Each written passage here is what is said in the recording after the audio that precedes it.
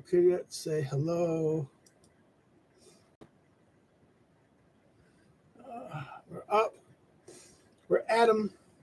We're up and at 'em. Uh, Happy Friday the 20th. Oh, God, this is ridiculous. Why is this so slow?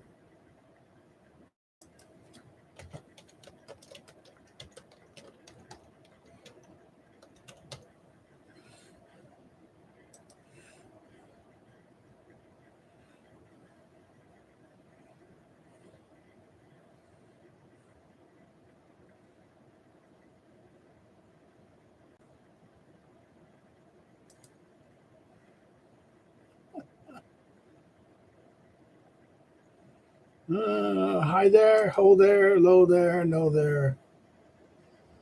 Ah,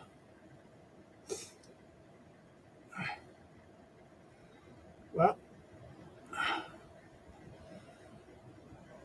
we are at the hi there, low there stage. Okay, I sent everything wake out there. Greetings, everyone. If so far no one's here yet, whatever. This is the typical happy live stream before Christmas. Christmas is coming next week in 5 days. So tomorrow's 21st. So 5 days before Christmas.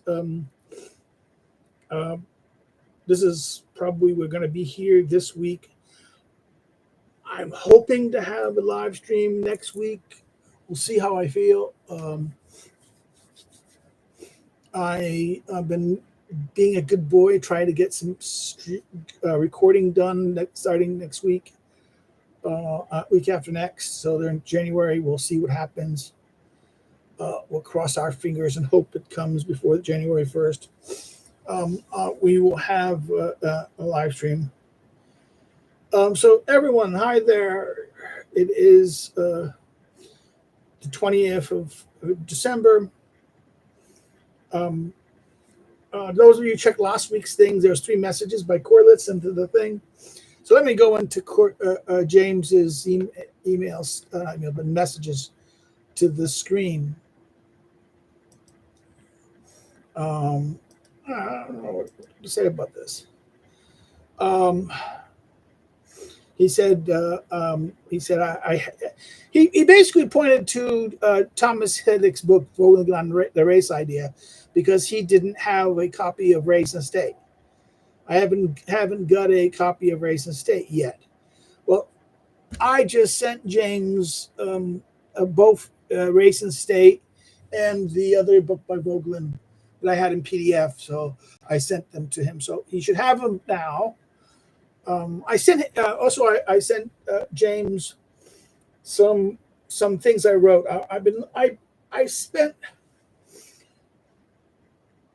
I basically put sometime last week. I put together some thoughts on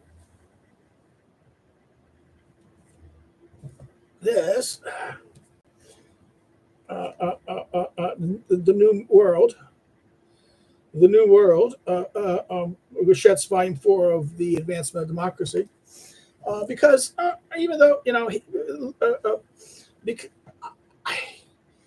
I wrote about 4 or 5 things, and I sent him a couple copies. And also a kind of a short review that I wrote about Gouchet's book on Robespierre, the man who divides us. Robespierre's the book on Robespierre, which came out. It was actually translated into English, and so I sent it. So I'm replying to this in that sense. He says he was using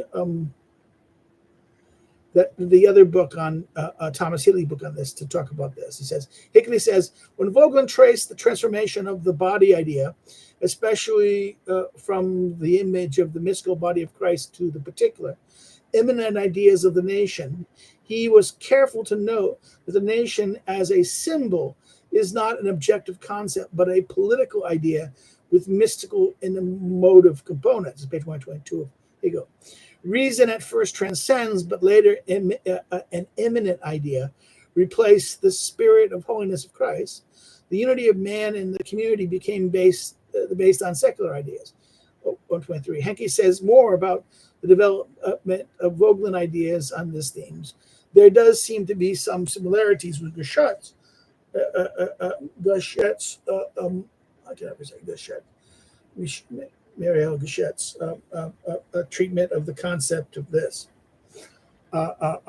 idea that we talked about. This idea of this that he did about the second, from previous week's meeting, that he talked about was there a connection between the body idea and the idea of the Gachet's idea of the one or the sacred community, which again the Gachet's idea of the one is found in his. To be honest with you, it's found in the and he says that in the next. Here's actually his third letter. I'll go to the third piece, which is first on the list of things.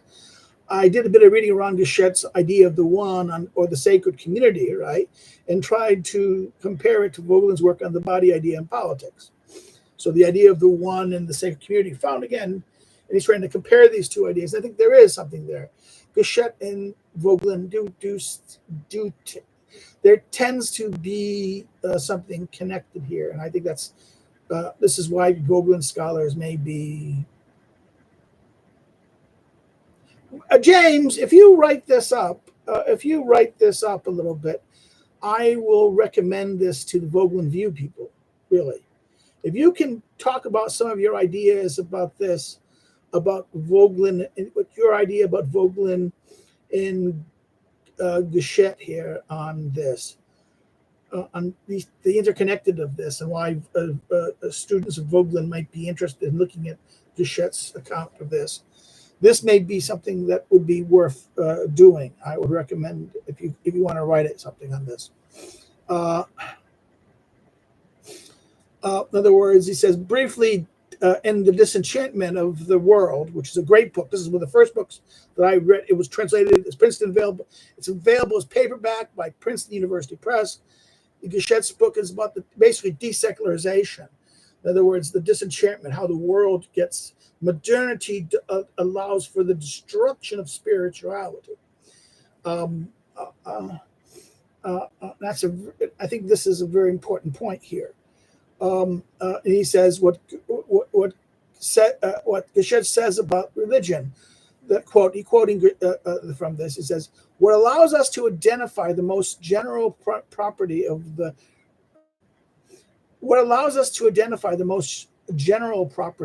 religious is its relation to what is social. The term religion means, in the last resort, a well-determined form of society based on the precedence and superiority of the principles of the collective order over the individual wills it unites. Here, the motto of society identified by Louis Dumont as holistic is wholly recognizable. Its function in function of the primacy of the whole over the part that underpins it. The holistic method exactly covers the period of societies that can be called religious, and not in function of beliefs of their members, but of their practical articulation around the primacy of the religious, meaning the absolute predominance of the founding of a founding past, of a sovereign tradition that pre-exists personal preferences and irresistibly imposes itself over them as a general law or shared rule valid for all times. Again, now he's quoting from the French. He's translating from the French 52 and 53 of the French paperback of this. I'm not sure, does he know the English translation? James, you know about the English translation. I really recommend the English translation. The English translation is actually pretty good. I know. James will quote, says his use of the term "the one" refers to the world beyond, is immediately bound with the orders of life in this world. Right. This is page 213. So this is Gouchet's conception of the one, and which James suggested we should look at in terms of the relationship between that and the body, right? This concept of the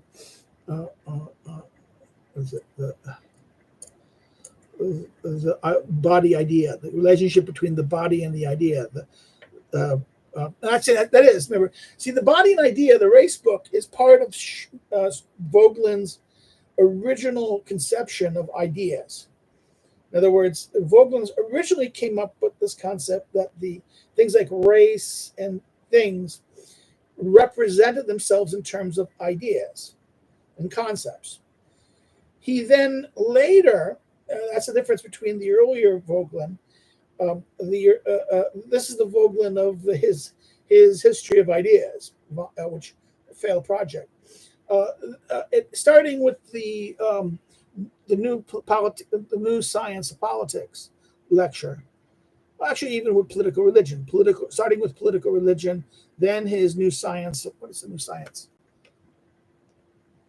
I want to get the correct thing about the new science. This is Vogelin's.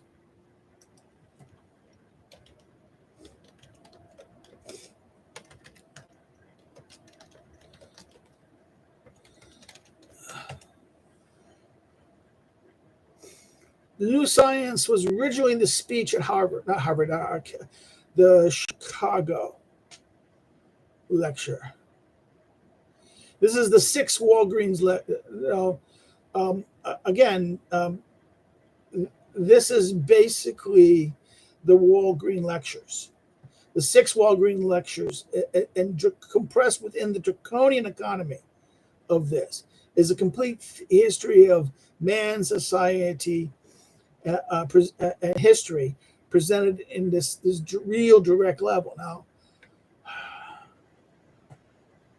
why this is it is a pain in the ass in many sense. The book was published in 1952. The Walgreen lectures were,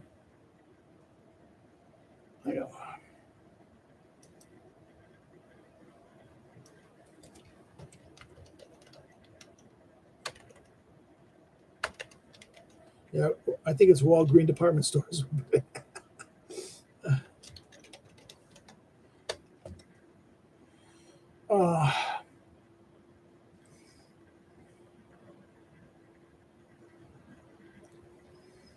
Yeah. It's still available at, now this is the famous New Science of Politics. Let me just put it for you guys on here. And those of you who do the chat, there are not many people here. Maybe some people will come later.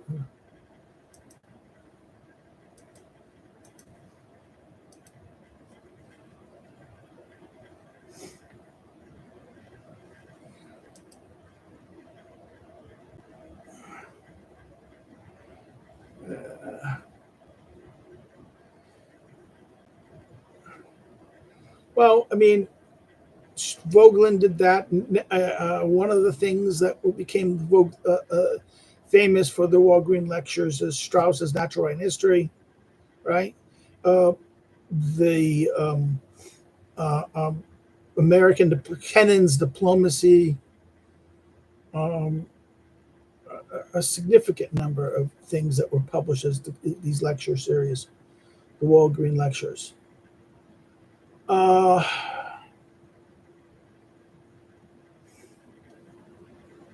So let's go back to this problem here. Back to what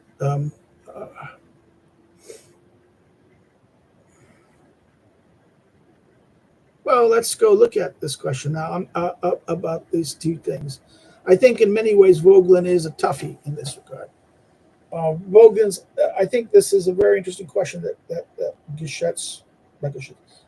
James is raising for us. And I would welcome, like I said earlier, I'd welcome that if you want to write it up. I think it'd be something to write up in that sense, like a good little piece of a good argument to look at the way Gouchet and Vogelin are kind of dealing with these ideas, are interconnecting with these ideas. What else? So those are the basic things. I don't see anything else. The only thing I didn't talk about James's things was his middle, the third of the thing, where he addressed the volume 3 about. He says Gachet later identifies the core features of the totalitarian project. That is quoting the text. This is quoting to pages 684 and 684 and 685 in the third volume. He goes, the ultimate meaning of totalitarian enterprise resided in the goal of reconstructing the mechanisms of religious unity from within, and on the basis of individualistic, egalitarian, and representative and futurist modernity. What the regimes hold most profound in common is the ambition of reviving all dimensions resulting from the subordination to the world. That is identity in time, inclusive community, hierarchical integration, and a union with power, all within an immanent framework. I think that, and I think that does hit that is very Vogelinian. That it actually really fundamentally addresses the Vogelinian problem in that sense. So I think James has a good point here. I think we should welcome some of James's comments to the group, to us guys and gals. So that's my response to the reading. I don't know what else to say, guys. My big thing for this week is my students. I had a busy week.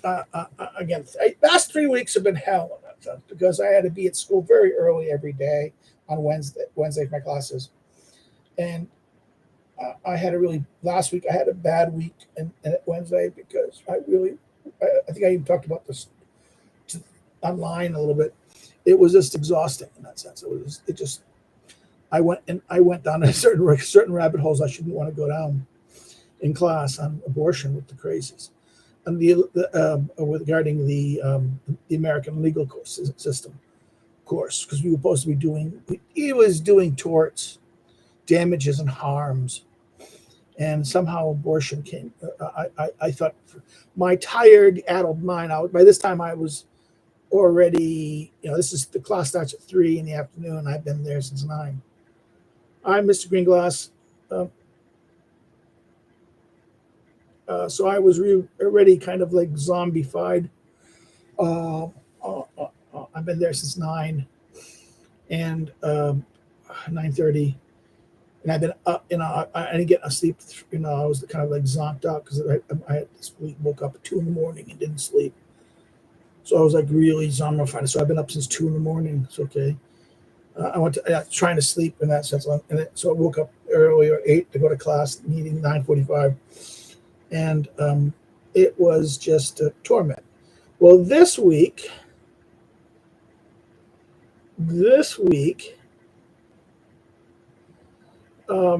what happened was I had exams. It was exams. I had to be there by 10 o'clock, not 9. So I had exams. I had three. One of my BA students who defended, and she got a Baton, very good. That means a 5, things. She finished a BA. She's a doctoral student in international relations. So therefore, that's that. I wrote my review of a MA thesis, and I was just a chairman on another panel, which was torture. It was torture. The student really didn't prepare for the question, didn't really understand simple things. So that was my day. My this week's class at law, we dealt with contracts, and we dealt with the question of contracts. So what is what is the basis for what are the criteria of contract? Both the early Roman law conception, how it evolved. We did those. That was a big, a thing. We did their quizzes. I didn't grade quizzes, last week's quizzes, so This is the thing I'm gonna do over Christmas: graded 2 quizzes, and put it in the things and prepare. And I should have prepare another. When they return, they have like 3 more classes. Now this is they have 3, maybe 4 more classes, and we're done. On the question of what is it? What is the thing? It is. I don't know. We have 3. I think we have 3 more classes, maybe 3 or 4 classes. And that's the nature of my class. My MA pro seminar students are doing their research. They're doing the literature biography. All my students got in their topics. I was able to switch students. I'm going to be having a student doing Vietnam, black soldiers in Vietnam. He was supposed to meet me today, but couldn't. So okay, whatever happens, happens. Next, about last, my MA pro seminar students, they're going to be doing over Christmas their literature review, and that's that. So we'll see what happens. Good news: European Legacy agreed to do a review.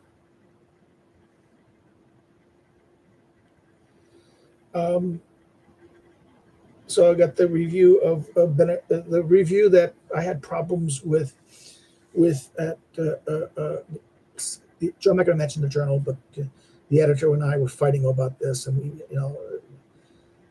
I took another swack at it, and I sent it to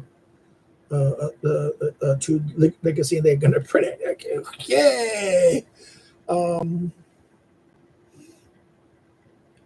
I'm waiting to hear back from. I think there's some. I'm waiting for the review, something to be published at Vogelin View, and that's good. On something else, a much bigger piece. And I'm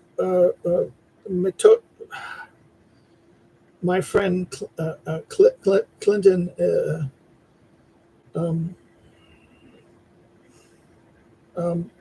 Misato, I can never say the name. I can Misatoken is getting ready to publish my revisiting ancient communities piece that should be out soon.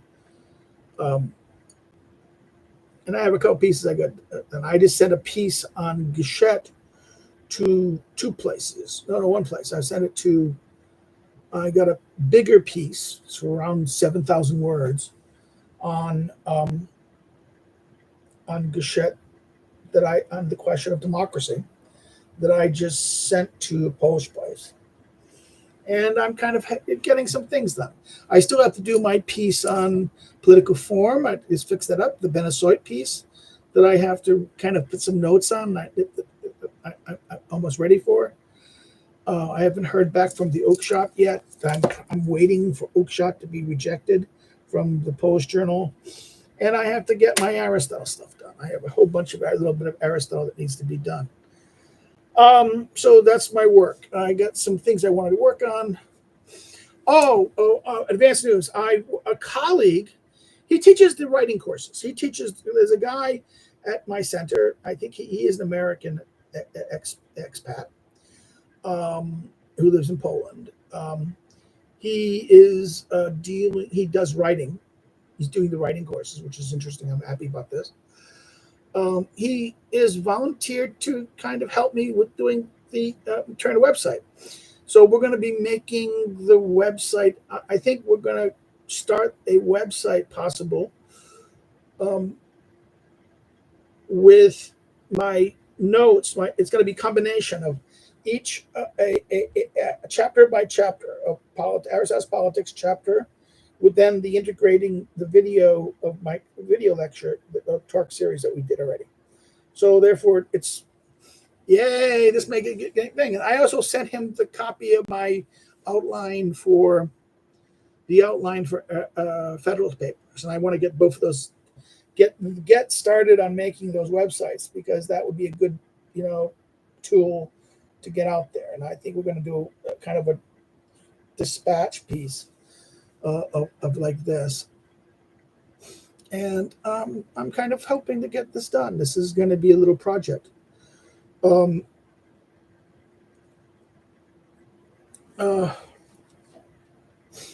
it is kind of an interesting thing.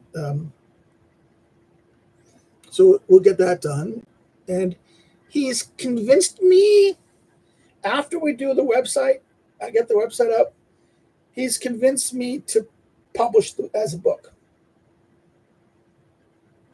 which I'm leery about doing because it's almost 1,000 pages. You know, it's going to not be a cheap book in that sense. So he's kind of said, let's make the website that people can do it.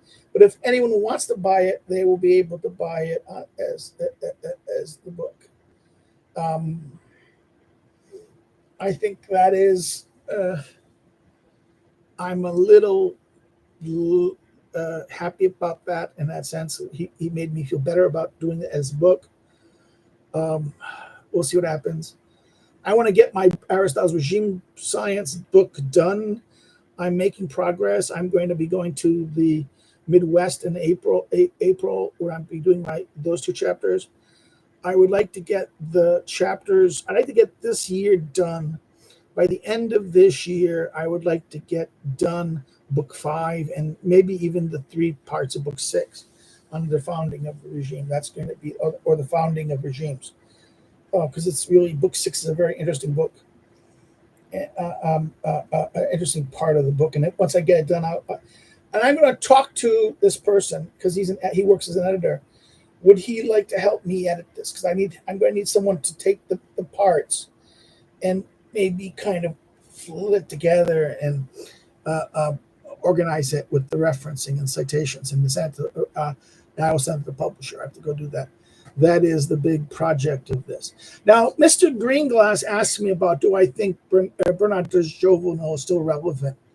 And my answer is yes, very yes. Because Bernard de Jouvenel has written about the question of power.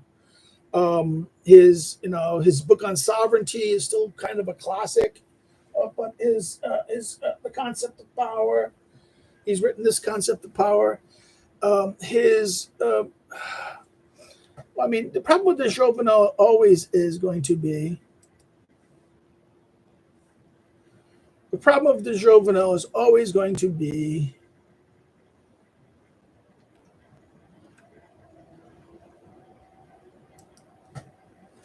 the Jouvenel is always going to be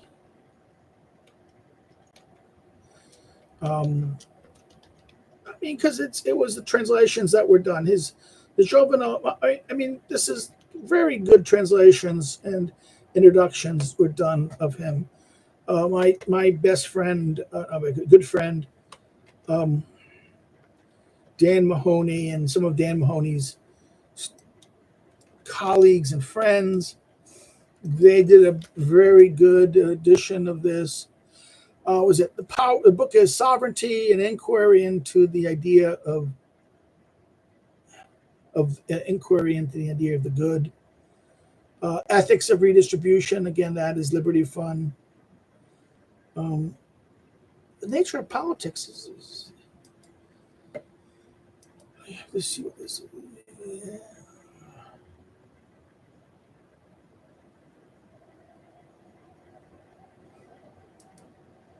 Hold on, let me check.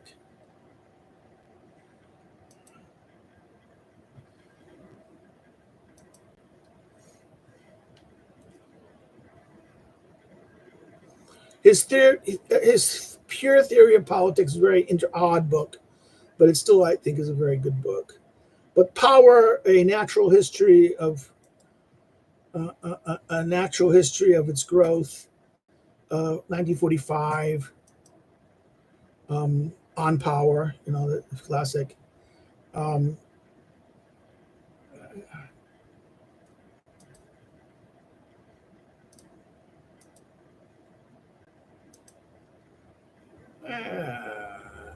This is the 1992. This is a collection of essays by de Jouvenel. So by Jack Douglas, back in '92 is a reprint, second edition. I want to check. I mean, I'm always suspicious of this. This is what.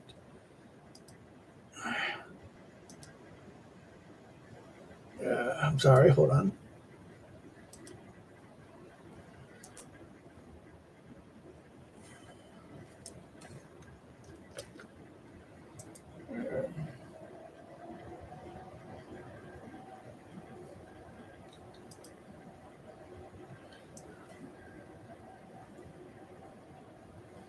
Yeah, this is the problem when you do something like this.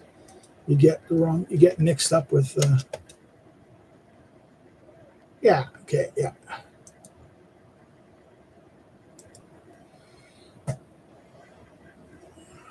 I apologize.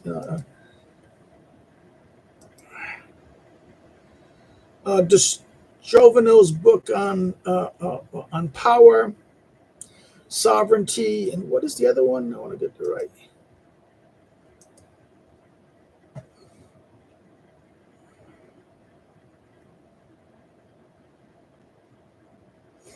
Oh, the ethics of redistribution is 51. That was again Liberty Fund. On power, liberty, sovereignty, the pure theory of politics. Those are the things. Now, Liberty Fund republished everything. What's available on Liberty Fund? Hold on, let me just check.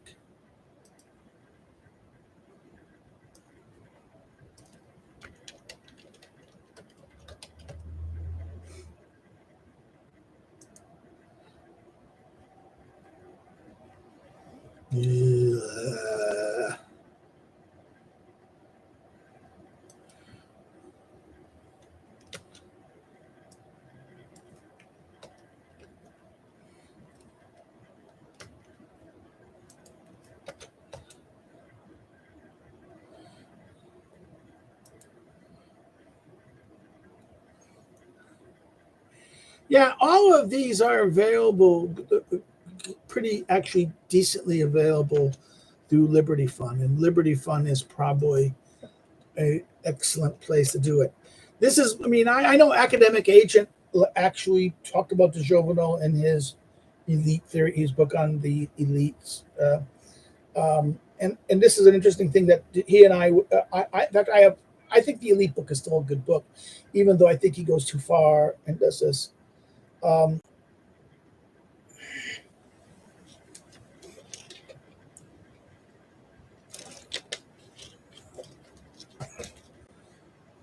I really, really think that this is a interesting thing of this.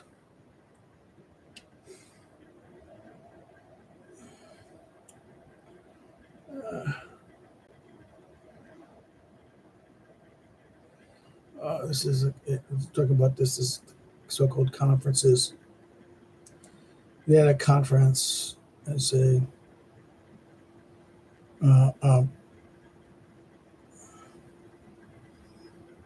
yeah, they had the reading list. Talked about the conference's tendency. I don't need to know that stuff.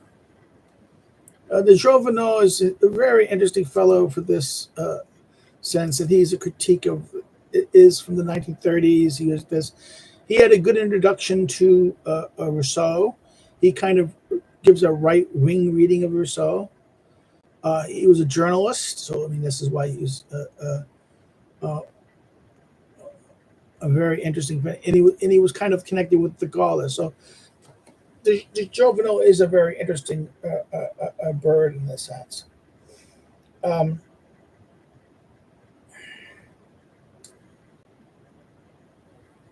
Gaullism, de Gaulle is a very problematic. You know, because at one level we can say de Gaulle is de Gaulle created the administrative, the fifth, the Fifth Republic, right? The Fifth Republic in France with the administrative entities and administrative entities, state and the government of this, the presidency, the strong presidency. And the parliament is the assembly is just a ratifying agency of this. we some people look at and the way the Gaullist entities were modified after Jacques Chirac presidency to lower the presidency rate and to give a little bit more power to the assembly. Again, the post-Gaullist party, the post-Gaullist structures of the Fifth Republic it's there. But how do we understand someone like what de Gaulle did in France? It's not. It is an administrative state. It may be Schmittian. We might argue that even though it tended to, there was a European project. In other words, the creation of the European project was a Schmittian conception to end German-French hostility, but at the same time create a elite model. In other words, this is an elite model. This is an elite model in that sense. So I think it is, and it is one that looks hostilely towards the concept of equality. Now, we could argue that the spirit of 68 and the radical egalitarian, the kind of radical progressive / socialistic forces that captured 68 and eventually will push de Gaulle out and brought in a new future next generations of leaders who using the Gaullist system to achieve non-Gaullist ends, and directed the Union into a progressivist conception. See, this is the problem with elite theory. Elite theory. This is my problem with people like Curtis Yarvin, who wants to talk about monarchy. Well, it's. I'm sorry. It's easier to in other words, the problem of elite theories is capture. It's the problem of capture. Elite theory opens itself up to capture.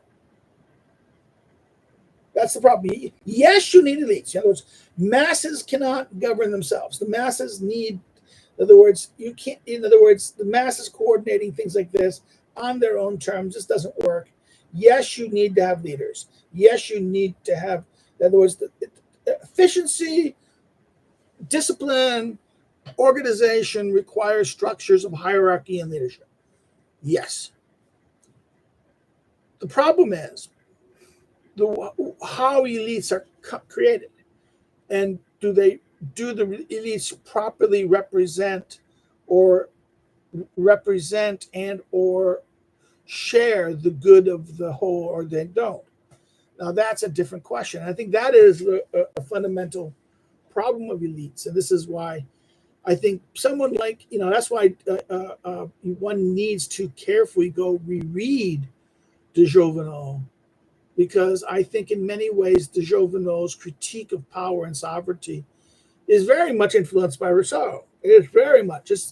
We have to understand that Rousseau is, as people want to portray Rousseau as a champion of democracy,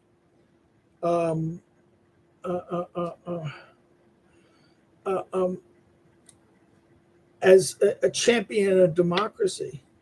He is as much a champion of a kind of a aristocratic, enlightened aristocratic political order. Oh, something is trying to reach. I hope my wife knows better than to call me now. No, it's the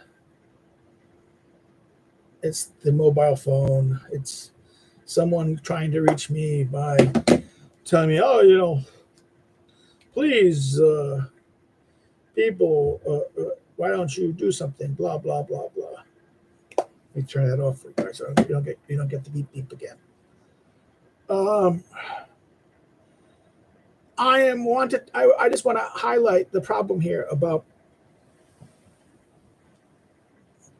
the nature of the elites. Elites can be either bottom up, whether they represent this, how they do it.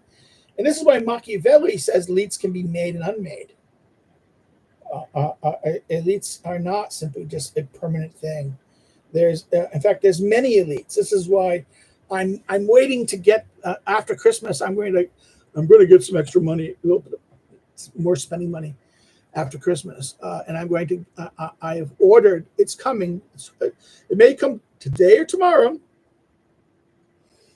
I hope it comes tomorrow because I really hate to have to wait to. I'm getting Pareto's discussion of elites, and I think Pareto's political economy edition that was published by Oxford a couple of years ago. It's finally out in paperback, and I ordered it a couple months ago, and it's finally been released and it's coming out. It was supposed to come out after December, Christmas. They got it early, so that's going to be Pareto is going to be a very important thing because Pareto's conception of secular is circular, and this is what I'm thinking that maybe yes, Parvini talks about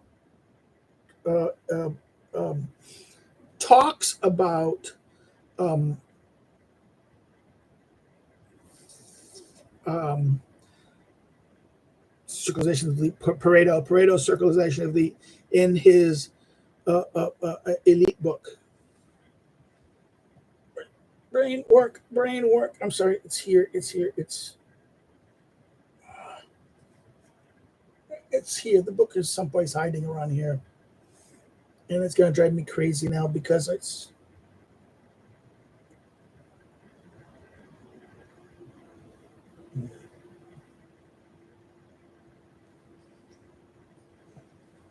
Well, brain work. And I think I have to go reread what he said about it because at one level I thought it was okay. Yes, it's this guy; he's important, and he understands this. But I don't think he really addresses the circularization of elite theory because there's a problem. There's multiple elites. Oh no! I thought it was cool that he had a chapter on Brooke Adams. This is Greengrass about Brooke Adams and the Prophet of Dooms. My problem with the Prophet of Dooms, I am not as much fan of his Prophet of Doom. I thought the Prophet of Doom was less good than the book on elites. I think the Prophet of Doom overemphasized circularistic history structures rather teleological history structures.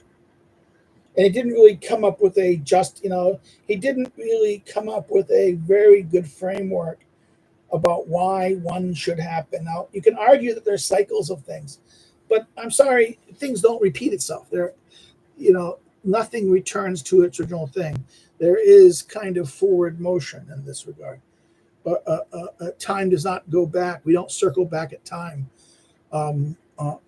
Yes, you may have circles. There may be patterns of behavior, patterns of success and failure and develop, but there isn't there. In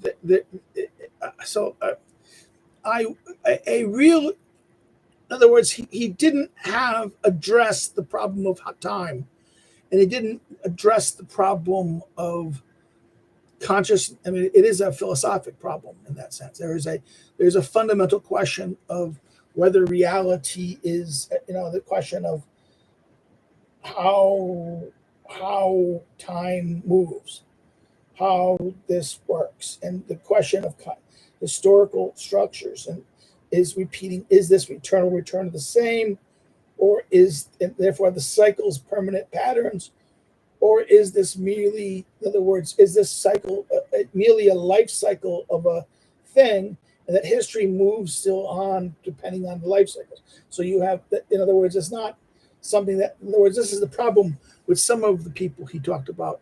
Some of the people assume that this is a historical structure of cycles. I would have liked the introduction to be much better in terms of that. That's why I didn't write a review of the Prophets of Doom as much. I wrote I didn't do a video of Prophet of Doom because it frustrated me, and I didn't ever write the book review of the elite book. I just made the video of it, and that's right. But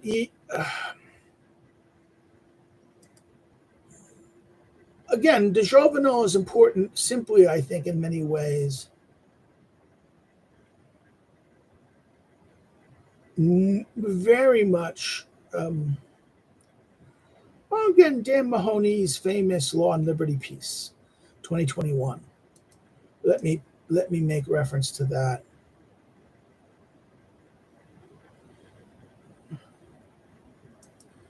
On the idea of common good conservatism, that is completely not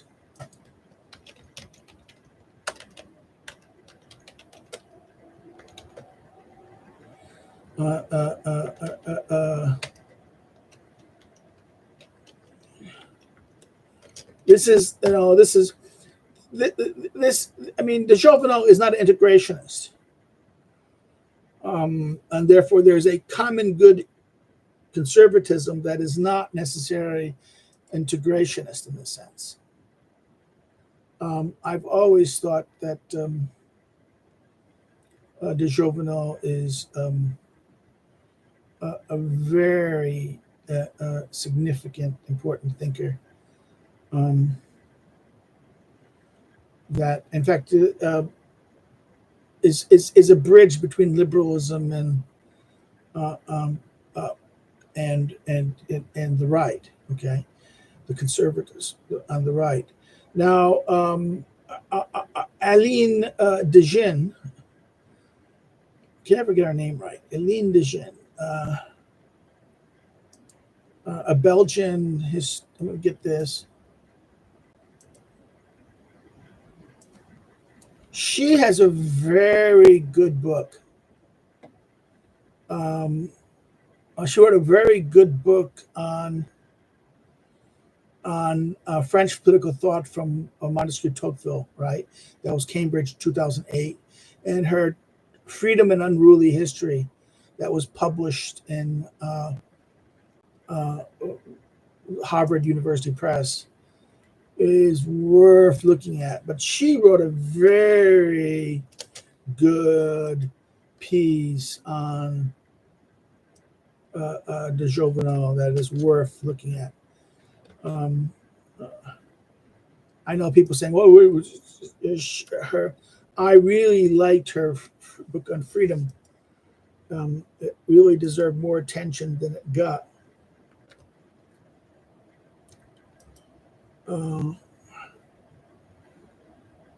It deserved more attention than it got.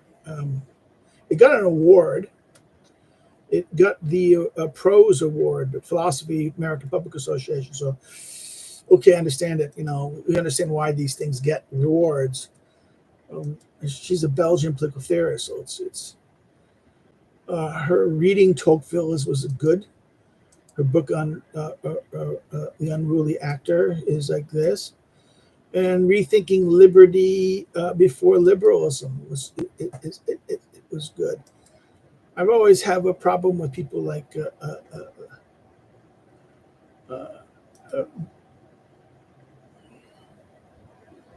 2020. I know I should have known this book. Okay. Or is it? She goes, Freedom, Unruly History explores the concept of political freedom evolved from ancient Greeks through the Cold War to the period of the Cold War, right? Complicating the recent history of European American politicians and commenters who defined freedom as limited government in the individual's life. DeLynn reveals the ancient Greek and Roman writers explored the notions of freedom in terms of democratic self-rule. Their ideas were revived by the Renaissance thinkers, including Petrarch and Machiavelli, and eventually insinuated in the early 18th century revolutions of America and Europe. According to Dejean, backlash to those revolutions helped shift the concept of freedom in the late 18th century and 19th century as German philosophers Johann August Eberhard differentiated between civil and political liberty. And the Swiss-French intellectual Benjamin Constant furthered that distinction between the one between ancient and modernist sensibilities. So de Jim it goes very deep into this concept. Help explains how partisans on both right and left can claim to be protectors of liberty, yet hold radically different understandings on this. So this is a very good book. I remember it when it came out. I thought I remember reading it.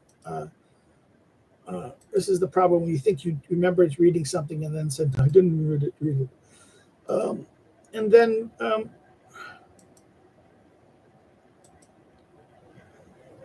yeah, let's go. Just pay less attention to things. So, ladies and gentlemen, there.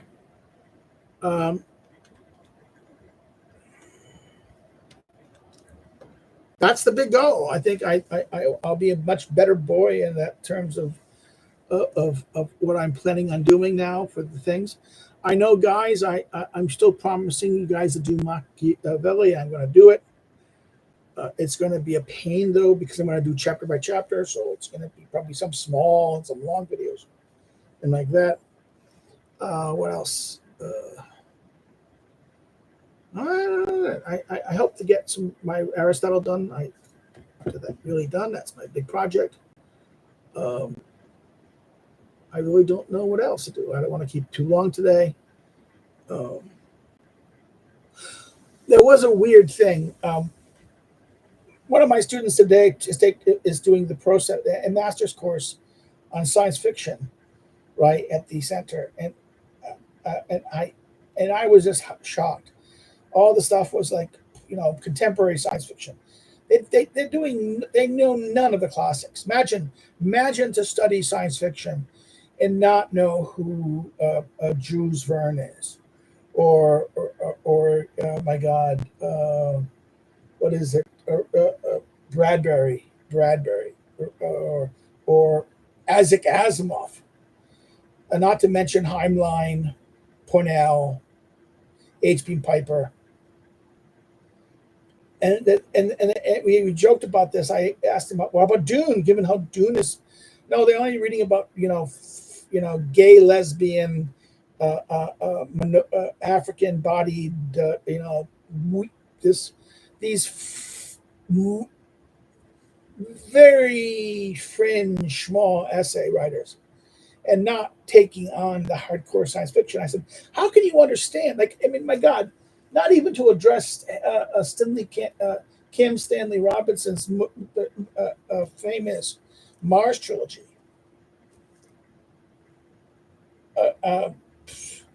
It's like, what? Imagine doing science fiction, but not studying science fiction, not understanding the scope of the tradition, because it's about politics and imagine this is about science fiction and the political, and not reading Heinlein, not reading Pournelle, or David Niven. Okay, just imagine this. This is all about, it's about, that we're going to do some right-wing politics. Right-wing, wow. You come on. Everyone knows Margaret Atwood. Margaret Atwood's Bride's Handmaid's Tale is science fiction. It's okay. It's a much higher, better quality than Hunger Games. Hunger Game is the worst. It's at the same level. In many ways, it's a slightly. Both of them are dystopic writing. But they are both kind of, trust me, Hunger Games is far. I would even admit Handmaid's Tale is better fiction and more logic. It has a logic in it, even though it's an unlikely situation, but it's more likely than Hunger Games. Okay. But imagine these kids learning just about, some marginalized story about, not even Ursula Le Guin. I mentioned Ursula Le Guin, and I said, I mean, you got to do. If you got to be doing the question of the body and the question of that, Ursula. But no, it's like this is science fiction. Don't you know the classics? This is the classics. Let's start the classics. Let's actually know some of the classics. That is confront. The moon is the harsh mistress, which is a very interesting, important a piece of work that addresses the question of this. And it raises even the question of AI. How do you do a rebellion? Now, in many ways, what will happen in Tim Stanley Robinson's Mars trilogy echoes very much defined by what the logic of what Heimline ties as the moon is the harsh mistress, but goes far further. Given that the moon and the harsh it's only one thing.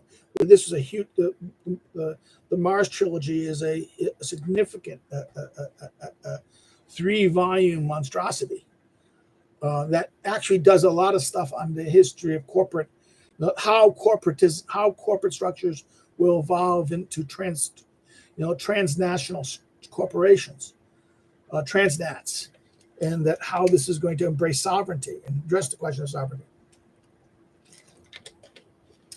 Very interesting question. Then the problem of eugenics and the problem of life extension and RNA treatments that will create two humanities. Because one with life extension, one with healthcare and extensions, the wealthy will live forever. This is one thing. I mean, this is the thing that come on. That's really addressed in the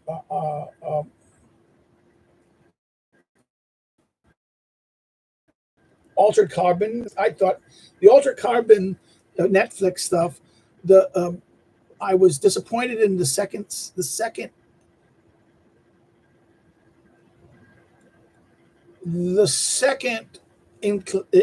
season of it was just typical what happens with Netflix when it gets woke. The first one was okay. It was still woke, but it was still generally good storytelling. And the only problem I had with Altered Carbon from the first series was the logic of casting and how casting was done. I understand this idea of this and the way how the stacks were put in, why the stacks emerge, and what and how it worked. This was the idea of being able to transmit your stack, in other words, your consciousness and your identity in as a code. Okay, that is a very interesting question. Is it a program? Is it a code? Is it a code that is mathematical and therefore or structural, that has the capacity to do this, and that therefore and that it can transfer from one thing to another, and it does not. This is Altered Carbon. The first one is more interesting in that sense, but it still had problems. It didn't really go into things. But the question of the creation of those who can live forever, those who are the ones who are going the Meths, and right, Methuselahs, the story of Methuselah in that sense. Those who live forever, that they become godlike and they become supreme. They become in other words, they become. That is an interesting question. What about that? And I think this is even hit on in the Kim Stanley Robinson trilogy. Okay, I'm over my hour. I'm at 1:38. We're having tech problems. I don't want to go too far, guys. It's been wonderful to see you guys. I hope Corlitz will see this and say something. I hope to hear back from him. That would be good. Second of all, is I would really like to say all of you to have a great Christmas and a Happy New Year. I hope to see you before I will. I plan. I won't. After Christmas, we'll see what happens. I might. I can't promise you. Okay, I will promise you. I will do a live stream from my mother-in-law's house. I hope to do something small for you guys. We'll just say hi at a live stream on Friday.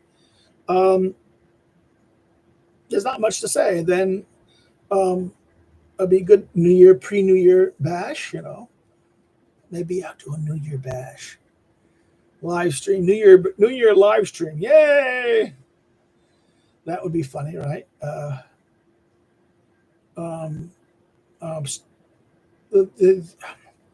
How can I say it? We have the last of the Aristotle stuff ends on what?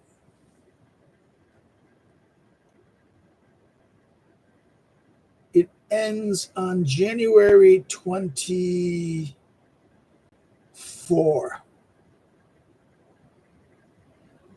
It ends on January 24. So what is January 24? Hold on.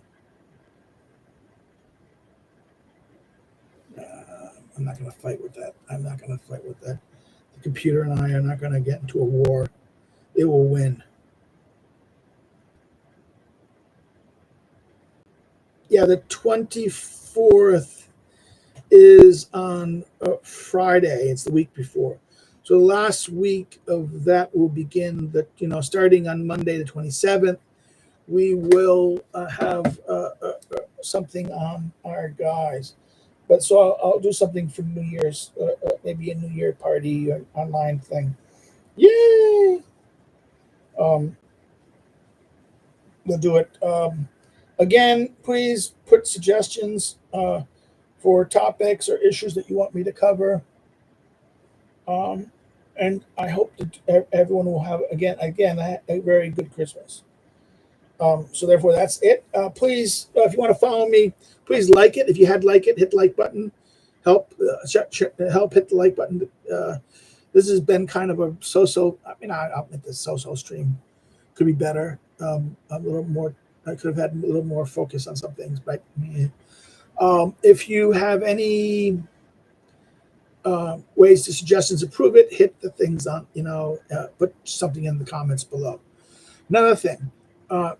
If you want to follow me on social media, follow me on social media. List of links, my social media links are below. You can follow me on the academic social media to check out my scholarship and my background in these things. You can click on that and check me out below. If you want to help me to do what I do, you can do so. You can do so by being Patreon or Subscribe Star, or you can buy one of my books, which are listed below in that sense. Or buy one of the books that are not listed below. That's available through the. You can do my book on the polis as the ancient form of the political, available as an ebook. Well, that's it. I hope you have a good day, good Friday. Have a good weekend, and again, wish you all a Merry Christmas. Take care. Bye-bye.